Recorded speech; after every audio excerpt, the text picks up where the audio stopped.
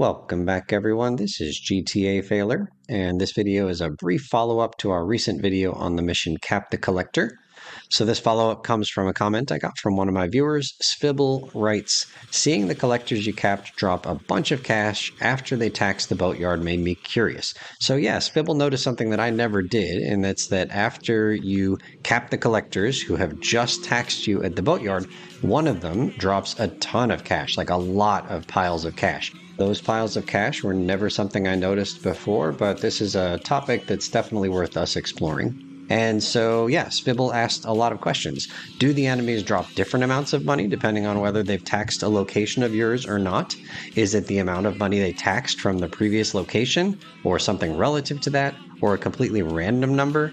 Is the one who collects it the one who drops the extra money, or is it either of the NPCs? So lots of great questions here from Svibble, and we are going to explore those questions in this video. So in these examples, I'm always going to be shooting, well, I'll shoot both of them, but we're going to collect the cash from the guy in the blue shirt. He was the default cash holder, but I suspect that if the other guy was the only one alive, then the other guy would hold the cash.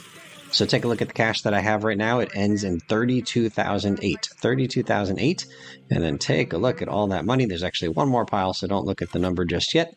Okay, so now after we pick up that last pile of cash, come on, GTA Failure, right in front of you. There you go. Okay, so we went from 32,008 to 34,016. So that's a difference of $2,008. $2,008 is what that guy dropped, which is like way more than a normal pedestrian would drop. And it happens that if you let the boatyard collect the maximum amount of money that it can once you've completed that asset, then there will be $2,000 in the boatyard available to be collected. And this guy gave us 2008, almost exactly what was taken at the boatyard. So I think, and we're going to do just a couple more tests here. I don't know why it says 1,333 here. It's $9,000. That's what should be here. That's the maximum amount.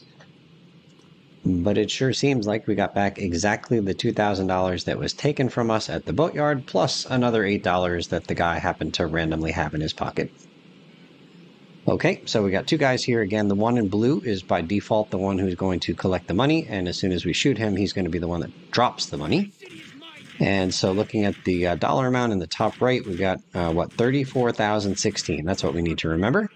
And then we're going to go pick up a ton of cash. And we go from 34,016 all the way up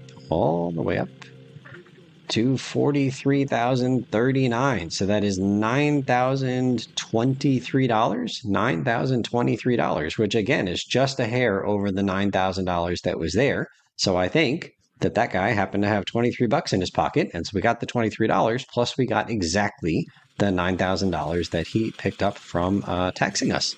Really, really cool detail. I wouldn't have thought at all that they would actually give us back the money that they had taxed plus a few dollars that are in their pocket.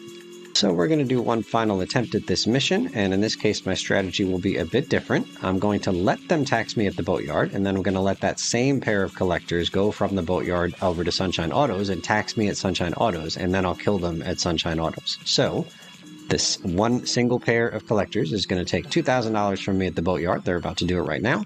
And then they're going to come over here and take $9,000 from me at Sunshine Autos before I kill them. And let's see if I get back the $2,000 plus the $9,000. Will I get back $11,000 and change? So we're just going to do a little cut here. Waited for about a minute for these guys to show up. Actually, only blue shirt guy showed up. And we'll zoom in on him and wait for him to take our money and then kill, and then we'll see the result. So again, looking at the money right now at the start, 32,008. That's the magic number we start with. In the meantime, thank you again, Svibble, for the questions. Really cool exploring this thing. I'd never noticed this thing before. So we went from 32,008 all the way up to 43,014. That's $11,006, exactly as we would expect. We got back the 2,000 plus the 9,000 plus $6 extra. Thank you so much for watching, and we'll see you real soon.